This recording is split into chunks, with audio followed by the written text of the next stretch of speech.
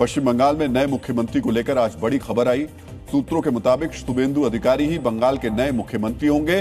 कल पर्यवेक्षक के रूप में गृह मंत्री अमित शाह बंगाल जाएंगे। 8 मई की शाम को कोलकाता में बीजेपी विधायक दल की बैठक होगी, जिसमें नए मुख्यमंत्री के नाम पर मुहर लगेगी।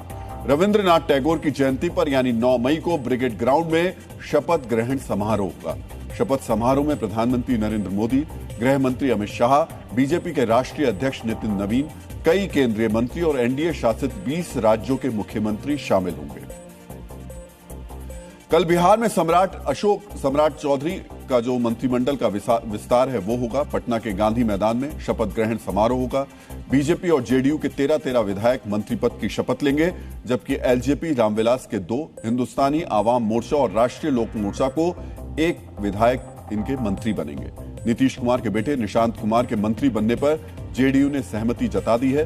मंत्रियों के शपथ समारोह में प्रधानमंत्री नरेंद्र मोदी और गृह मंत्री अमित शाह भी शामिल होंगे। अमित शाह वहीं से बंगाल के लिए रवाना हो जाएंगे।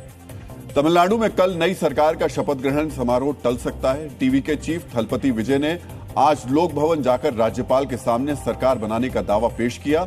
विजय ने 113 विधायकों का समर्थन पत्र सौंपा है। समर्थन पत्र में टीवीके के 107 और कांग्रेस के 5 विधायकों के हस्ताक्षर हैं। सूत्रों के मुताबिक राज्यपाल राजेंद्र आलेकर ने बहुमत के लिए जरूरी 118 विधायकों के समर्थन पत्र की मांग की है। इस पर विजय ने समय मांगा है। यूपी के मुख्यमंत्री योगी आदित्यनाथ ने प्रयागराज में एक कार्यक्रम के दौरान आधुनिक युद्ध के बारे में बात की। उन्होंने आधुनिक युद्ध अब केवल जल, थल और नभ की सीमाओं तक सीमित नहीं रह गया है। आज के युग में कीबोर्ड, सैटेलाइट और डेटा नेटवर्क उतने ही प्रभावी हथियार बन चुके हैं जितने की पारंपरिक मिसाइल्स और टैंक हैं। सीएम योगी ने साइबर स्पेस और इलेक्ट्रॉनिक मैग्नेटिक स्पेक्ट्रम को नया रणक्षेत्र बताया, जहां दुश्मन के संचार और पावर ग्रिड को बाधित करना ही जीत की नई रणनीति है।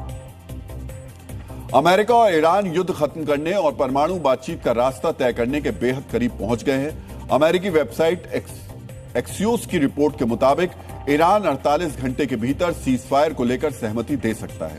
दोनों देशों के बीच 14 पॉइंट वाला समझौता तैयार है।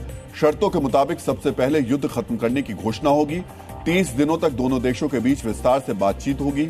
इसमें हॉर्मुज, परमाणु कार्यक्रम और अमेरिकी प्रतिबंधों में ढील जैसे मुद्दे होंगे। भारतीय नंबर की गाड़ियों के लिए नेपाल बॉर्डर क्रॉस करना अब आसान हो गया है। बालेन शाह सरकार ने नेपाल की सीमा में आने वाले वाहनों के लिए एक नया प्रावधान लागू किया है, जिसके तहत अब भारत से नेपाल जाने वाले लोगों को बॉर्डर पर लंबी लाइनों में नहीं रहना होगा।